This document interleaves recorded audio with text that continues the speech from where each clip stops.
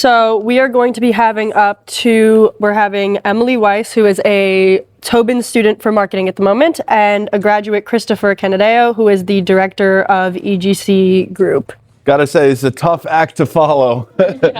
I thought that speech was wonderful. The food is great and a little bit of dancing, and now you kind of have to sit and hear about marketing and AI, and it's definitely way more exciting than it seems. There's a lot going on in the industry, and I think a lot of the values of authenticity, being real, is now honestly more important than ever because AI has really spread so much misinformation. It's moving so fast.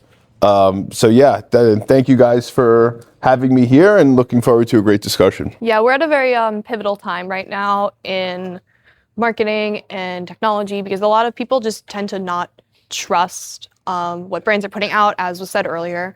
A lot of people tend to there's definitely a dissonance between what's being said and then what people actually believe. People are kind of trained to not take it at face value, which fair. And it's definitely, we are at such an interesting time, especially with the rise of AI, where we as marketers need to understand how to reach people in a way that they can trust. All right, so I think we can start with the questions. The first question is AI's capacity for personalized marketing reflective of oversaturated consumer engagement? In other words, do you think technology knows us too well? And you can, whoever wants to start. Yes. So here's the thing, and it is the uncomfortable truth about the world that we live in. We ourselves are providing a lot of data companies, AI companies with more information than ever before.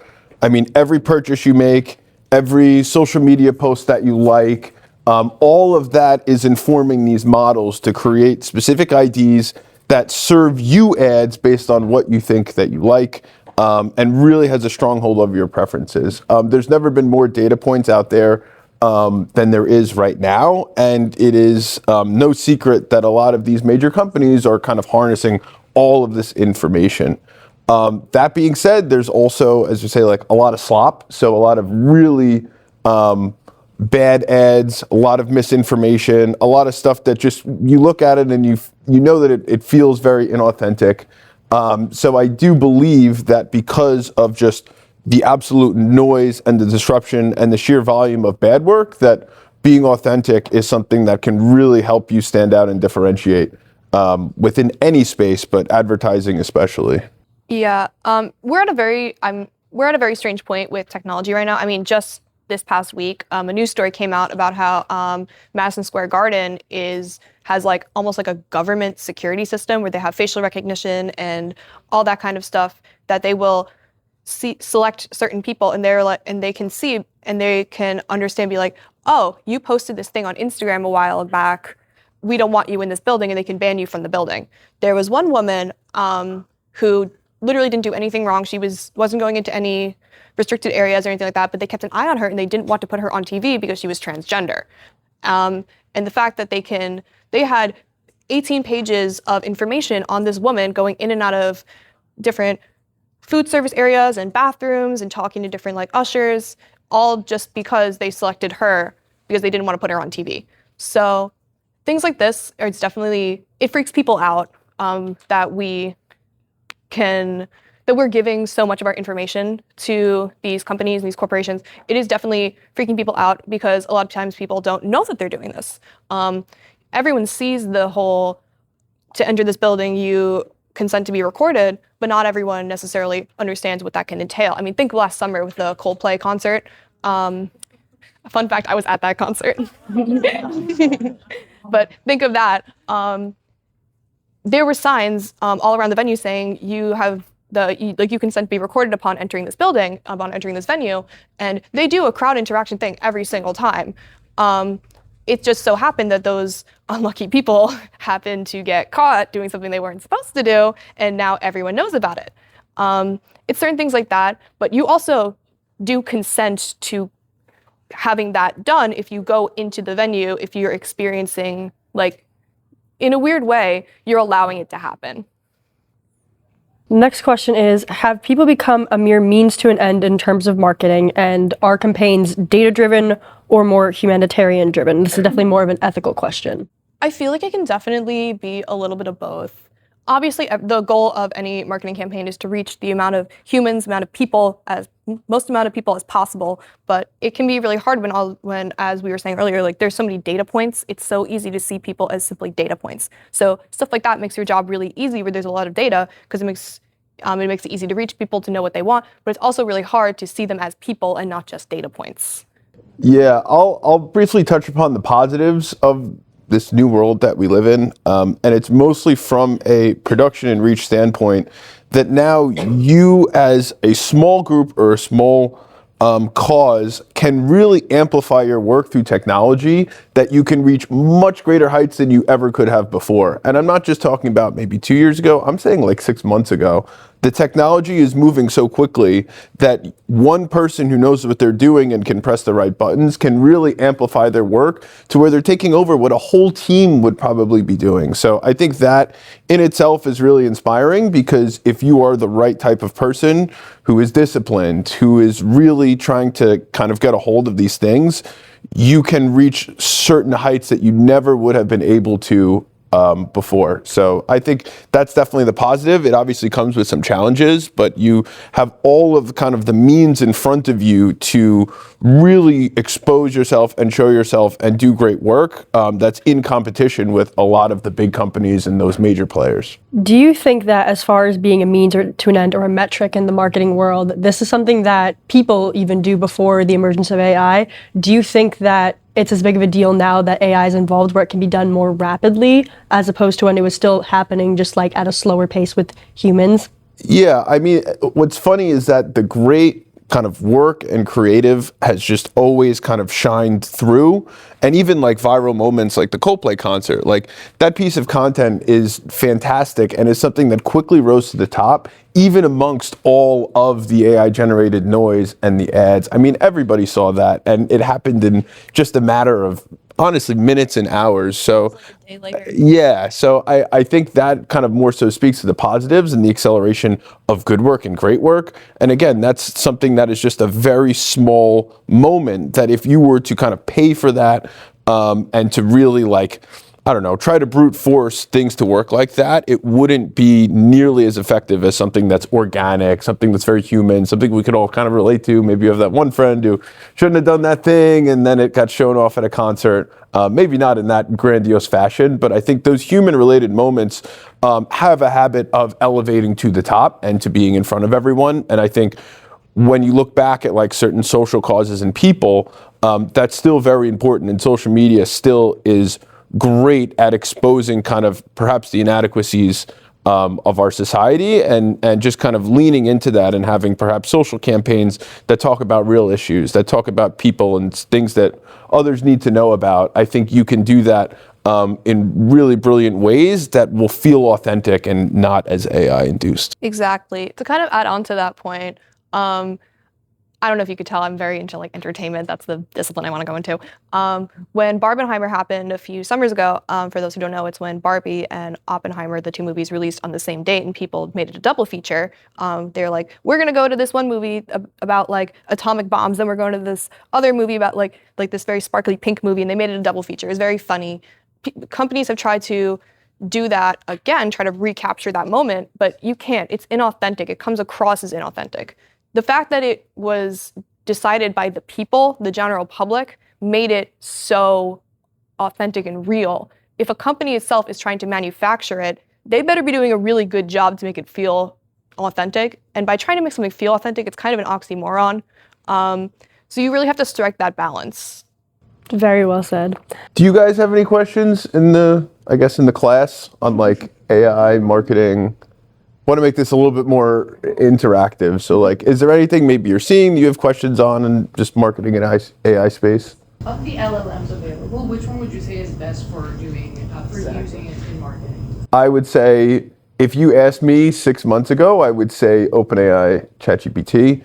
Now I think it's Claude, and quite convincingly, mostly due to the integrations and how well it works with other systems and services.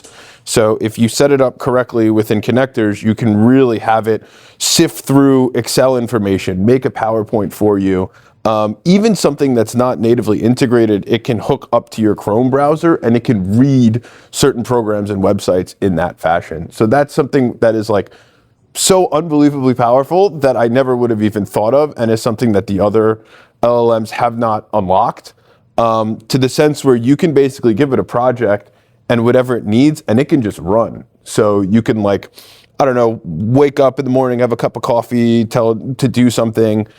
It'll work in the background, and you can kind of, like, I don't know, joke at the water cooler with your friends and do something else, not work with it, and come back, and it's pretty much finished. I will say, like, the AI race in general between Anthropic, Claude, Gemini is like one of the most exciting things of my lifetime.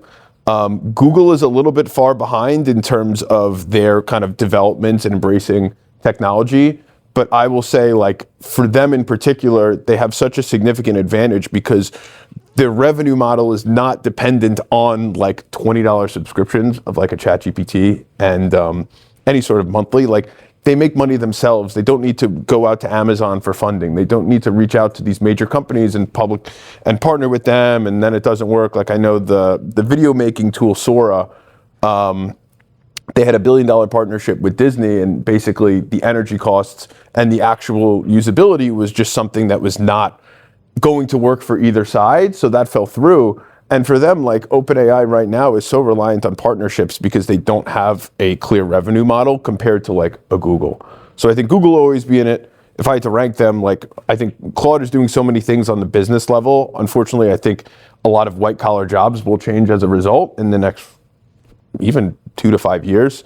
But that being said, like, it's so unclear if there will actually be like a true winner at the end. I think it'll kind of be this thing where you like certain features in some programs, and then like the person who really embraces all of it will be the one that kind of wins the day in the future. Chris, I have a question. Cognitive. Emily, that goes for you too. You mentioned that maybe some jobs are going to be at risk. My question is, and I'll tell you later what I'm asking. The cognitive overload of that one remaining person, having everything ready, and the time that will take to go through the answers of Claude, what does it do to their brain? Yeah, I do not envy that individual person. We will definitely get to a situation where it's like that rather you could have a 15-person team that will quickly change to 3 people and a system. I think if you build the system well enough, it can automate this stuff. So the one person who oversees it will have kind of space in their brain cleared up because it's not as much hand on keyboards. But that being said, like, things are moving so fast, it is really hard to check for things in terms of accuracy. Yep. And a lot of times you don't really know what to look for unless you've done it without the AI, which is a skill set that's going to be increasingly rare for someone like out of college, for example. So like, I kind of graduated school a few years beforehand, like before the AI boom, and I grew enough technical skill in like Excel, so I kind of know formulas and how to troubleshoot.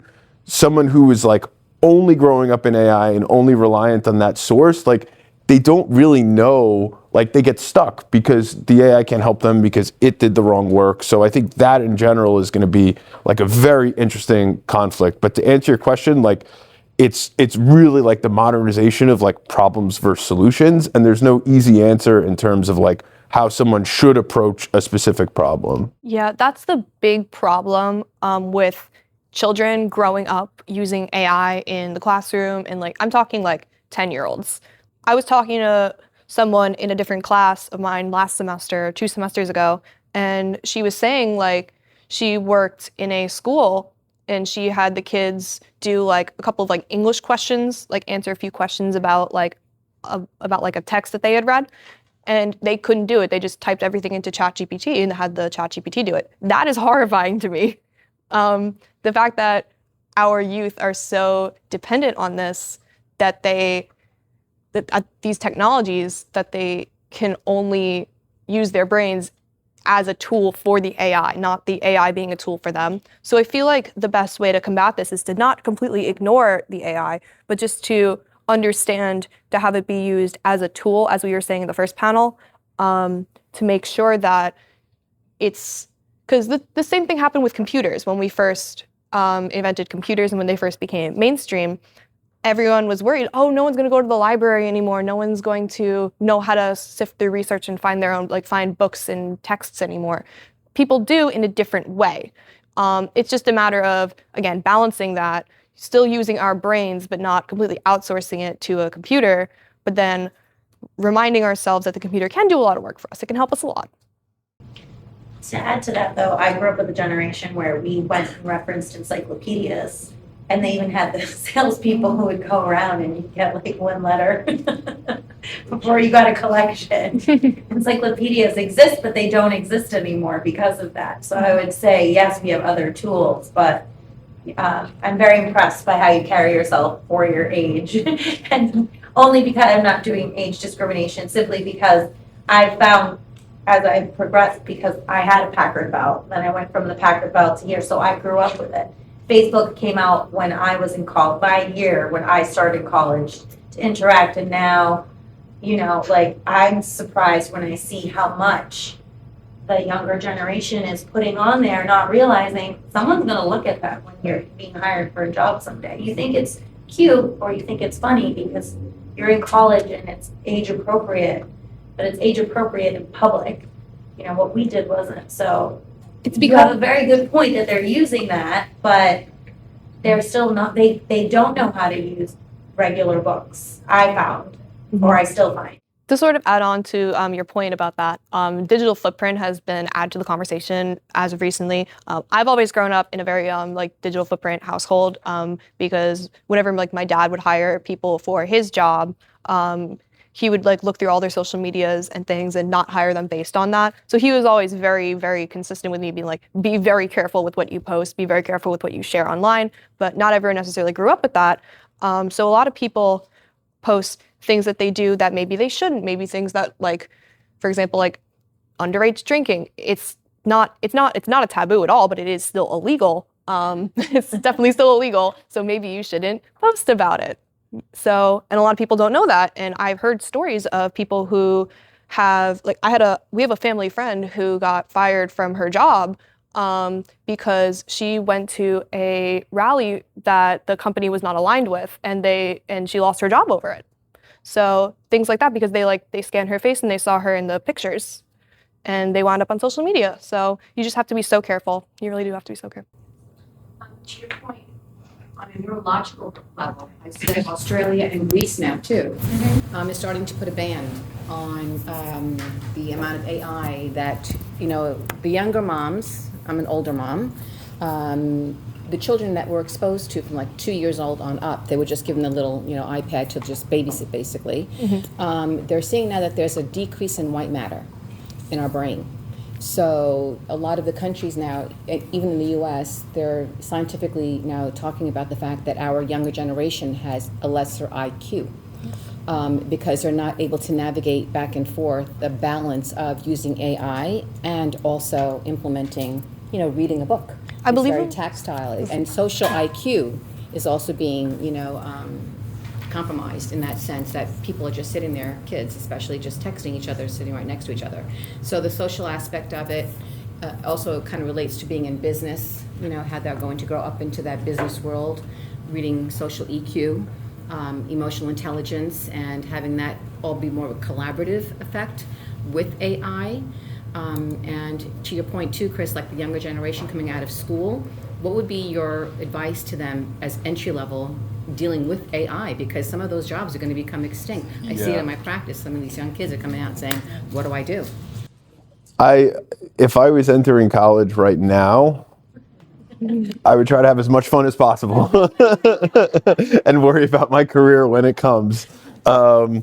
I just think that, yeah, right, and yeah, the same, right. Keep your footprint in mind. Yeah, exactly. Don't post anything that you wouldn't want anyone to see. But I just think the jobs that are most important are probably going to be the ones that have yet to be created. So I think if you go in with an open mind and a strong foundation, that will serve you to where you can pivot. I think entrepreneurship is something, kind of what I talked about before, that will be a widely accepted field in terms of starting your own business, because if you have the correct AI, you can really get off the ground a lot sooner. So I think entrepreneurship, which I think is great. I also just think, again, like a little bit more like human to human. So like more so sales, like coaching business, any time you're talking to the humans where it's not so much technology getting in the way of real human connection. That's what I would focus on. But to be honest, like it's just so changing so rapidly. If you have a strong foundation as to what you like, you can use AI to make a career out of it. For you two, how does AI's substantial impact in contemporary marketing and media contribute to cognitive dissonance, as you mentioned before? And which is that feeling that things are less real? There's definitely a lot of images that you can tell were generated by AI because like you look at them and you just think like this doesn't have a soul or this doesn't have the human spirit or something, whatever you feel about it. Some of them are very like, some of them look very good, but some of them you're so obvious like something is off. It's very uncanny. And AI continues to feed off of AI, continues to feed off of AI. That's how we get the whole, the yellow filter or from the Studio Ghibli pictures. That's why a lot of them tend to have like yellow filters, or celebrities who were fed into AI tend to be fed out when their names weren't put into the prompt. So they'll recognize common faces. And it leads to everything feeling less real. And I think there's definitely work to be done to combat that.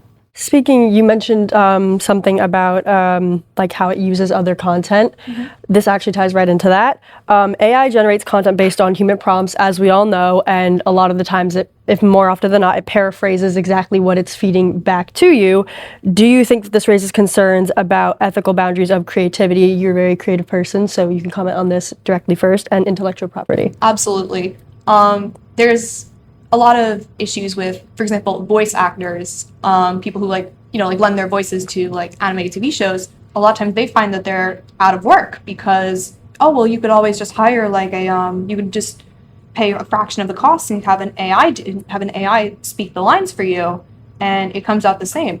But it just lacks that soul. It lacks that creativity. There's ways to use it responsibly, and then there's ways that just feel wrong. And I feel like this is an example. It just feels wrong. Yeah, I would say any sort of creative work, like try to take it to the absolute furthest that you can and then involve AI in it versus like the other way around. At least I found in my creative work, like you could bounce ideas off of it, but if you rely on it to do the creative lifting for you, it's not going to be authentic, original, like you. So that's one of the things I think can really help in the glimmer of hope in this world in terms of like producing great work. Like everybody has their own creative lens, and you need to kind of do your best to reach that potential. And then if you need to, use AI. But I think creatively speaking, it's like having a style is really important. And unfortunately, AI can diminish that sort of thing. And in terms of intellectual property, it really muddies the waters because all work comes from somewhere. All work comes from somewhere. If we're going back to the Studio Ghibli example, do you credit all of the artists who worked on every single Studio Ghibli movie when you type into ChatGPT to make yourself as a Studio Ghibli character? No, you just say like, I generated this with ChatGPT. But that's not really correct either. Other people made foundational works that the AI built off of and then turned you into this character.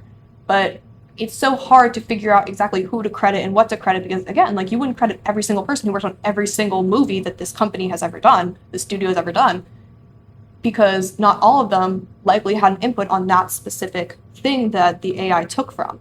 It's so hard to figure out where the line is drawn.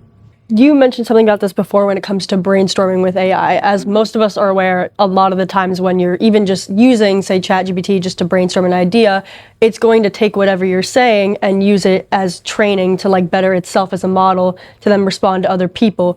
Do you have any concerns over specifically it using your voice, for instance, because it can model anybody's voice. It can model a famous poet. It could model Shakespeare if you're using it for something sorted like that. Do you have concern over it, say, using your particular voice? So here's what we do at EGC Group, which is something that I kind of brought about in terms of strategy.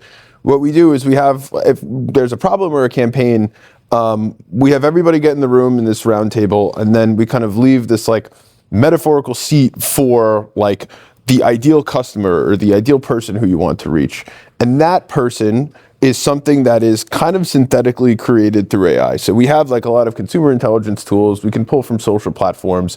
And what we do is we create this kind of persona. And in our ideas, we're almost testing it against that sort of persona that has this very kind of stark identity. That's not speaking for us, but I think that's the way, in terms of collaboration, that we feel is best to work with AI, in the sense that it can allow you to almost ask questions to a person or something that you create that might get you further than you would if you didn't have anybody in the room that was like familiar with your product. So like that's kind of how we use it. It's certainly not a substitute for like any of the team members that we have in the room, but like that's an example of like using technology to be smarter about like campaign testing, new ideas, new assets, new creative before they go to market. Because the problem is some of this stuff is also confidential, and if you bring in a random person, you always run the risk that they could leak it, or they could just ignore the contract that they signed to and then just like talk about it. You kind of eliminate that risk with a computer. I'm gonna call time, only because I love you guys, but AI is continually progressing, and so it's not the end of the conversation, it's the continuation of an ongoing conversation. Now, as some of you know, because you've attended our events before, we've had AI panels in the past. We also have Peter Garas, who is the moderator of our online podcast on AI, and he's been really diligently